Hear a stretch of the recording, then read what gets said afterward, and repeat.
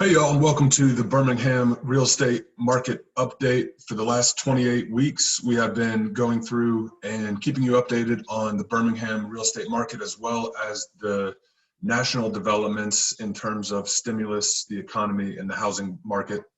So that's what we're going to do again today for the 28th week. We're going to look at the last week in Birmingham real estate, compare that to the previous year, and then we're also going to look at the entire month of September and compare that to September of 2019. There's some really striking things going on that you definitely do not want to miss.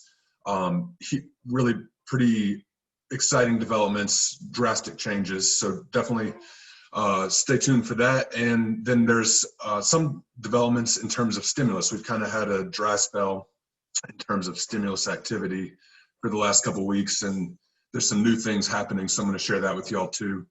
Let's go ahead and get started. And my name is Rob Drum. I'm a real estate broker at eXp Realty here in Birmingham, Alabama. My contact information is in the description below. I'd love it if you would reach out to me if I can help you in any way. And I'd also love it if you would subscribe to this channel.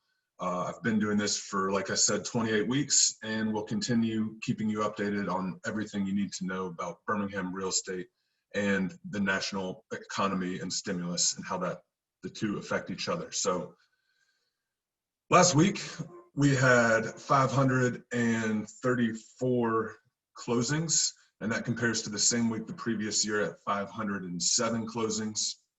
So a pretty good increase. Again, every week this number gets revised higher because closings come in and get inputted by agents into our MLS. So the previous week actually got revised higher by 84 more closings, putting us ahead of last year's pace.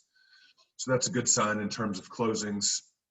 And then probably the most encouraging thing that we've been seeing for the last 5 weeks now is that the levels of available listing inventory has kind of leveled off from the coronavirus shutdown until now. We've really been seeing a drop almost weekly of available listings on our MLS, and that seems to have leveled off. And you see it again this week. We only had a drop of 5 less listings, whereas for a lot of the summer we were seeing 100 less listings per week, 50 less listings per week. So getting that available inventory on the market is good for everyone who's participating in the market: agents, lenders, people buying homes and selling homes. It's really a good thing to have that inventory available. So exciting to see that development. And then you can also see here a really big jump in the number of homes that are under contract and have gone under contract in the last week. So about 140 or so more homes that are set to sell. So that's a good sign. Let's get into the September numbers because these are pretty striking. So the number of homes listed in September in 2019 versus 2020, down 1.89%. And that compares to August. We were down about a little over 6%. So still slightly less homes listed, but we're getting back to hopefully normal levels of listings hitting the market. The number of homes sold in 2019 was 1,884 compared to 2020 at 2,121. So a pretty strong jump in the number of homes sold. I think that's hopefully kind of a overcorrection from the lack of sales that we had in April and May. So an increase of about 12.5% in September year over year in the number of homes sold. And then here's the real kind of exciting big picture number. We've been seeing in July, August, and September now, we've been seeing double-digit increases in prices in both the average and the median. So it's really kind of confirming that prices have appreciated pretty drastically. These are the biggest numbers that I've seen on a monthly basis since I've been doing this, and I've been tracking these numbers going back 3 years. So these are really drastic increases in sale prices on the average and the median basis.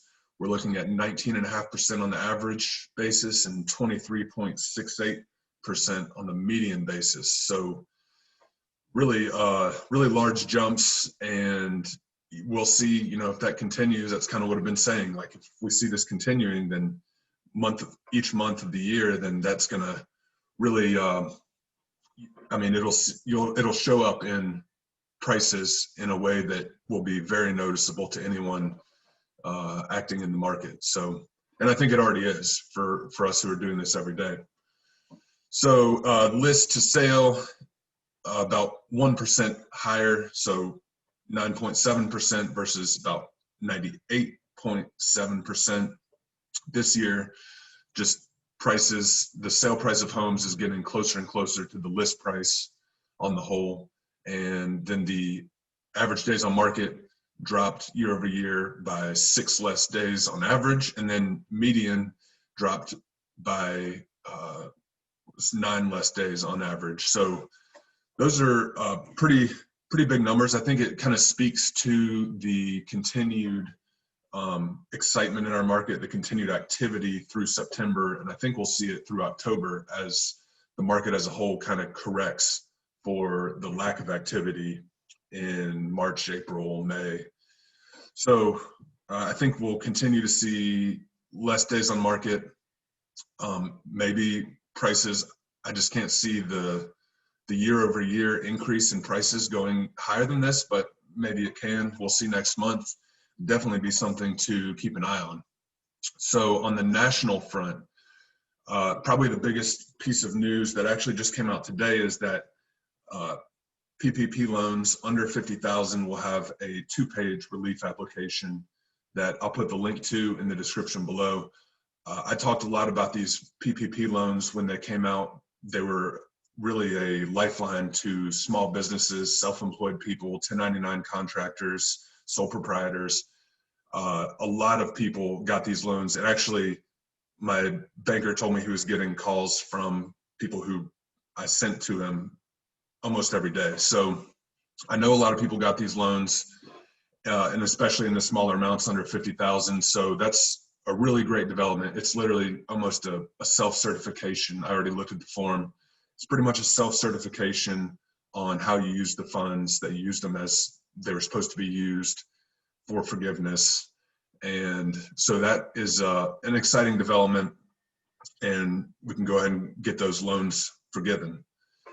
And then the next stimulus bill is also in talks right now. It's been getting closer and closer and closer, and supposedly it's just down to the language, negotiating the specifics of the language and getting it into bill form and getting it passed. So I will keep you updated on that, as well as everything else that's going on with the stimulus, with the national economy, and with the Birmingham real estate market as a whole. I'd love if you would subscribe to my channel. I'll keep these videos coming. I thank you for watching today, and I will see you next week.